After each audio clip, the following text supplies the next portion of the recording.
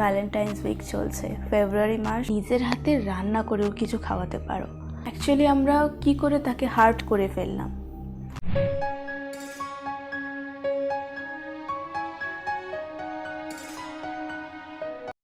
Hello guys, welcome back to my channel, to our new video. কেমন আছো তোমরা সবাই? আশা করছি সবাই খুব ভালো আছো, আমিও খুব ভালো আছি।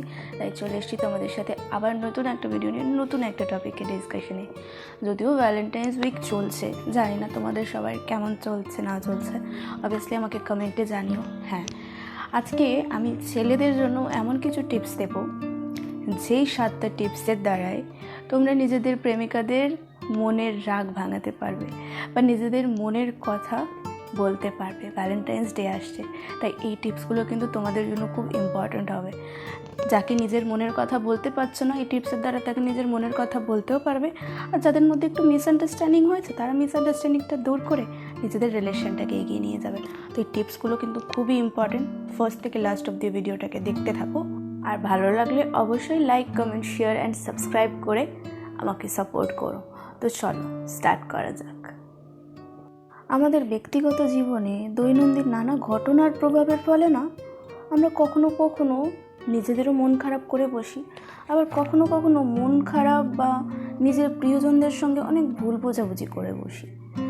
আর এসব কারণে আমাদের প্রিয়জনও হয়তো আমাদের ওপরে ক্ষিপ্ত হয়ে থাকে বা অভিমান করে বসে। হ্যাঁ, ভ্যালেন্টাইন্স উইক চলছে, ফেব্রুয়ারি মাস ভালোবাসার মাস।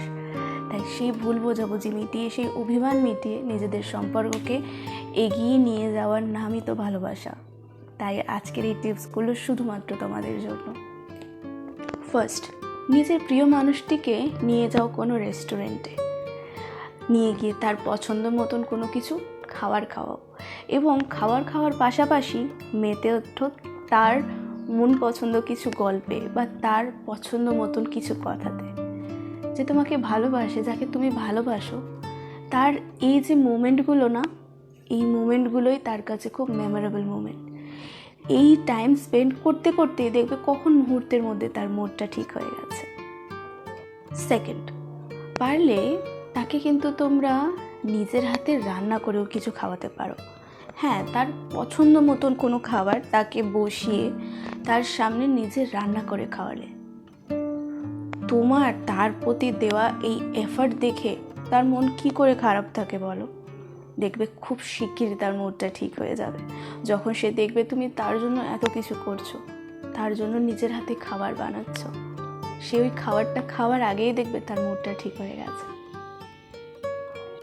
থার্ড, ভ্যালেন্টাইন্স উইকও চলছে, প্লাস ভালোবাসার মানুষ একটু রুষ্ট হয়ে রয়েছে, একটু অভিমান করে আছে।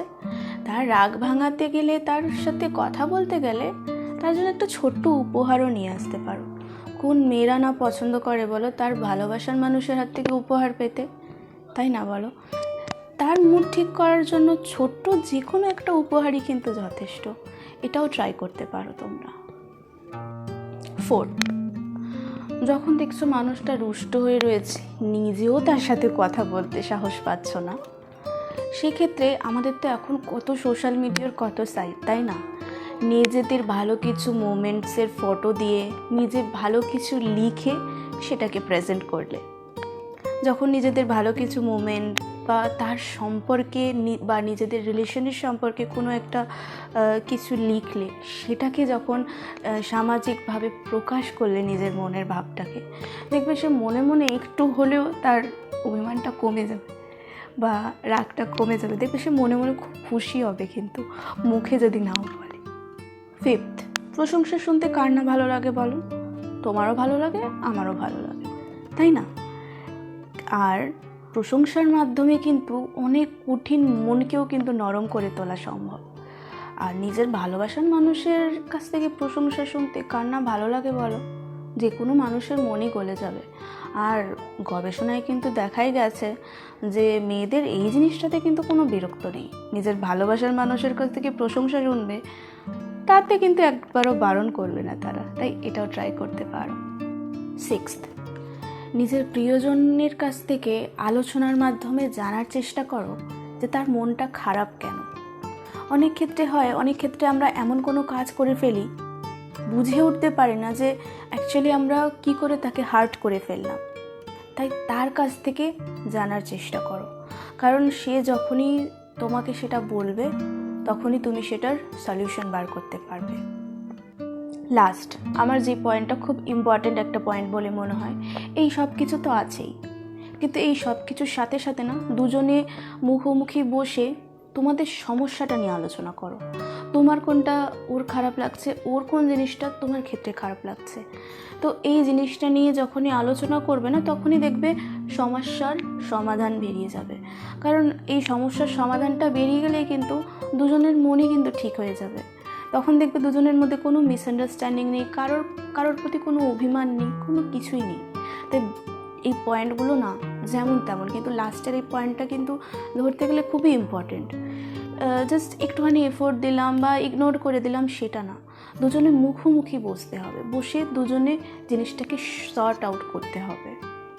দুজনে মুখোমুখি বসো অ্যান্ড সর্ট আউট করো, এটাই হচ্ছে মেন সলিউশন, এটাই হচ্ছে মেন পয়েন্ট। সো গাইজ, আজকের পয়েন্ট এখানেই শেষ। যতটুকু বোঝাতে চাইলাম আশা করছি বোঝাতে পারলাম।